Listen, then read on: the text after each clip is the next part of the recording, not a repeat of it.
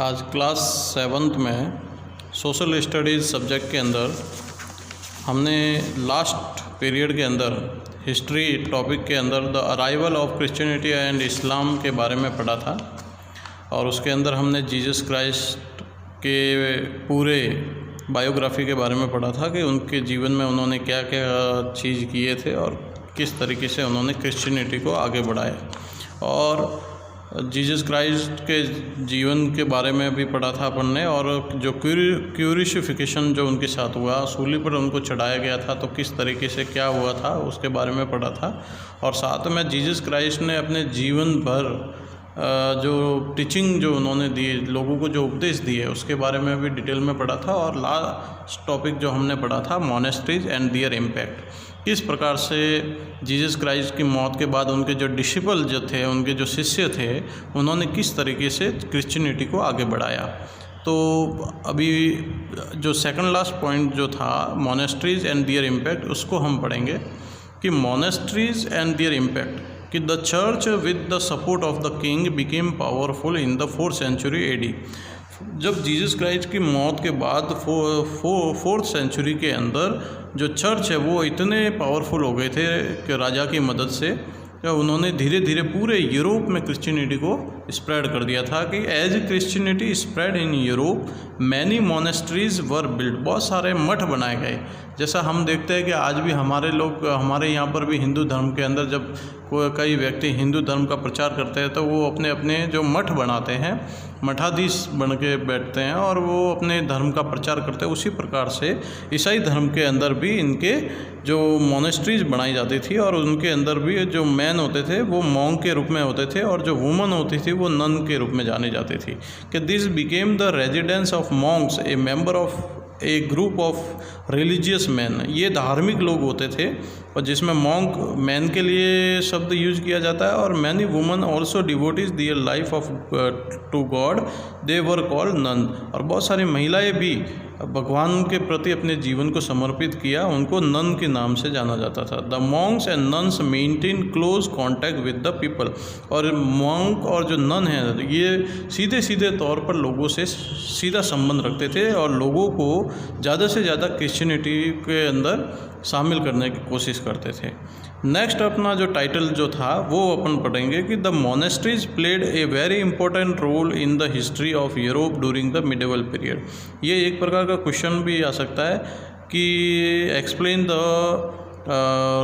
Importance of the monasteries. तो आप यहाँ से ये टाइटल के रूप में आंसर शुरू कर सकते हैं कि the monasteries played a very important role in the history of Europe during the medieval period.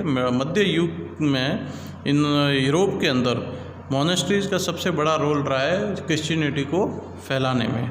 कि monasteries were center from which Christianity spread to all over Europe. Monasteries एक ऐसा प्लेस था, एक ऐसा केंद्र बन गया था जहाँ से पूरी क्रिश्चियनिटी को यूरोप में, एशिया में और अफ्रीका में फैलाया गया। हम भी हमारे भारत में आज देखते हैं तो हमारे यहाँ पर भी आपको बहुत सारे क्रिश्चियन लोग मिलेंगे, तो वो इसी के कारण थे। Monasteries were centre of learning. जो मोनेस्ट्रीज थे वो एक लर्निंग का एक केंद्र हुआ करता था जहाँ पर उनको तरीका सिखाया जाता था कि भगवान को किस तरीके से याद किया जाए। They served as centre of religious as well as secular learning. और वो सभी धर्म को एक समान मानने के हिसाब से सभी लोगों को यहाँ पर टीचिंग दी जाती थी। मोनेस्ट्रीज सर्व्ड पीपल, और मोनेस्ट्रीज का जो मुख्य काम था लोगों की सेवा करना भी था। और monasteries was a refuge for the ordinary people in the times of distress. Monasteries कई टाइम पर रिफ्यूज करते थे ऑर्डिनरी पीपल को कि वो जब तनाव में हो तो वो यहाँ आकर अपने समय को व्यतीत कर सकते थे। तो ये पॉइंट सारे आपको नोट करने हैं। अब सबसे जो मेन इनके कौन कौन से मॉन्क रहे क्रिश्चियनिटी के, तो वो आपको याद रखना है कि some famous Christian monk were Saint Francis, Saint Benedict और सेंट अगस्टाइन। ये इनके मुख्य जो विद्वान रहे हुए थे जिन्होंने जीसस के टीचिंग स्पीच को जगह जगह फैलाया और मोनेस्ट्रीज के रूप में क्रिश्चियनिटी को एस्टेब्लिश किया। आगे हम पढ़ेंगे जो टाइटल है क्रूसेड्स का मतलब होता है धर्म युद्ध, एक प्रकार का, ये भी आपका हार्ड वर्ड है, ये नोट करना आपको। क्रूसेड्स जिसमें ये धार्मिक विरोध के आधार पर अलग अलग जो सोशल ग्रुप होते थे उनके बीच में जो कन्फ्लिक्ट क्रिएट होते थे, ये वो उसका रूप थे क्रूसेड है एक धर्म युद्ध के रूप में। कि the first of the crusade began in 1095 AD।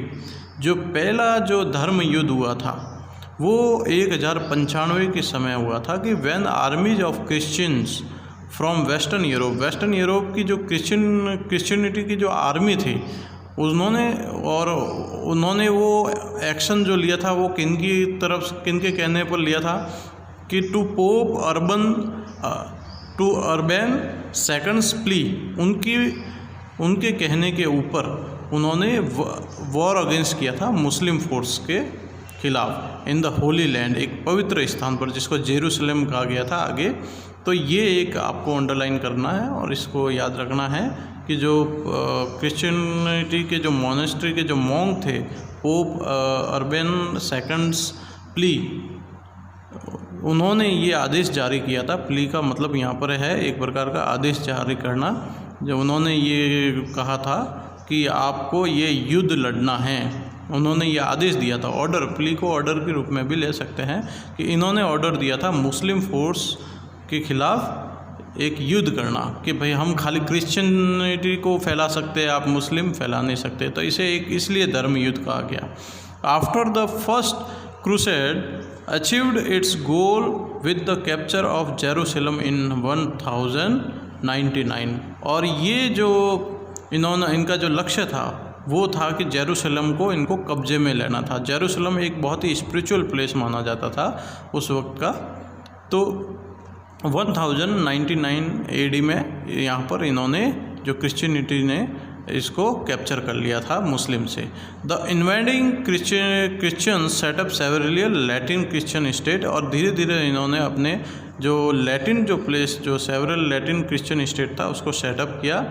Even as Muslims in the region vowed, और इस चीज़ को लेकर मुस्लिम ने इस प्लेस जो जेरूसलम जो इनसे छीन लिया गया था और जो प्लेस इनसे ले लिया गया था, तो मुस्लिम्स ने इसकी प्रतिज्ञा ली। वोव्ड का मतलब होता है कसम खाना, प्रतिज्ञा करना। ये भी आपको नोट्स में लिखना है डिक्शनरी में देख के कि vowed to wage holy war, एक जिहाद के रूप में हम लड़ाई करेंगे to regain control over this region, और जेरूसलम को हम वापस लेंगे। ये एक मुस्लिम्स ने ये एक कसम खाई थी। There were as many as, इसी क्रम में बहुत सारे युद्ध हुए जिसमें कहते हैं कि 8 क्रूसेड्स हुए थे fought as given by the historians with the many more unofficial and minor crusades. कई बड़े भी युद्ध हुए थे, कई छोटे छोटे भी युद्ध हुए थे धर्म को लेकर। आगे जो हम पढ़ेंगे कि जो इस्लाम है, जो मुस्लिम्स का जो इस्लाम है वो कहाँ से सेटअप हुआ, कि the Arabian peninsula the birth place of Islam. इस्लाम का जो बर्थ प्लेस वो अरेबियन पेनिनसुला को माना जाता है। Is one of the hottest and driest region of the world, जो विश्व का सबसे गर्म और सूखा जो प्रदेश है उसे माना जाता है। कंसिस्टली मेनली ऑफ डेजर्ट, जो मुख्यतः डेजर्ट वाला भाग था। तो यहाँ के जितने भी जो लोग हुआ करते थे वो ट्राइबल टाइप के थे, नॉमैडिक रेस थे, और नॉमैडिक रेस की यहाँ पर सबसे ज़्यादा संख्या थी जो घुमंतु लोग थे। तो ये हुआ क्रूसेड्स के बारे में। तो आज हमने अभी तक जो क्रिश्चियनिटी वाला जो टाइटल है वो हमने कंप्लीट कर लिया है। नेक्स्ट जो है अराइवल ऑफ इस्लाम, कि इस्लाम की स्थापना कैसे हुई, किस प्रकार से शुरुआत हुई, उसके बारे में हम नेक्स्ट चैप्टर में पढ़ेंगे। अभी एक्सरसाइज में आते हैं। तो एक्सरसाइज में हमको सीधा एक्सरसाइज सी में आना है। जो सी के अंदर है उसके अंदर क्वेश्चन है which is the birth place of इस्लाम। तो अभी हमने जो पढ़ा था कि the Arabian peninsula the birth place of इस्लाम, जो अभी जो पढ़ा है उसका ये आंसर हो जाएगा। थर्ड डी में, फिर डी एक्सरसाइज में जो थर्ड क्वेश्चन है ऑन हुज प्ली, किसकी आज्ञा पर, किसके आदेश पर जो फर्स्ट क्रूसेड किया गया है, वो धर्म युद्ध लड़ा गया था, तो वो भी मैंने बताया था। इस क्रूसेड के अंदर द पोप अर्बन सेकंड्स के कहने पर ये किया गया था। तो ये D3 का आंसर यहाँ पर है आपके, और C जो है आपके एक्सरसाइज, उसके 4 क्वेश्चन का आंसर यहाँ पर है। नेक्स्ट है right in detail about the crusades, कि पूरे डिटेल में क्रूसेड्स के बारे में लिखो। तो ये ई एक्सरसाइज है, उसका 5th क्वेश्चन है, उसका ये पूरा आंसर होगा जो मैंने आपको अंडरलाइन करवाया यहाँ तक। E5 यहाँ से लगाकर ये यहाँ तक E5 इसका आंसर होगा पूरा, ये ई एक्सरसाइज का। ठीक है। नेक्स्ट जो टाइटल है द अराइवल इस्लाम, वो हम कल पढ़ेंगे।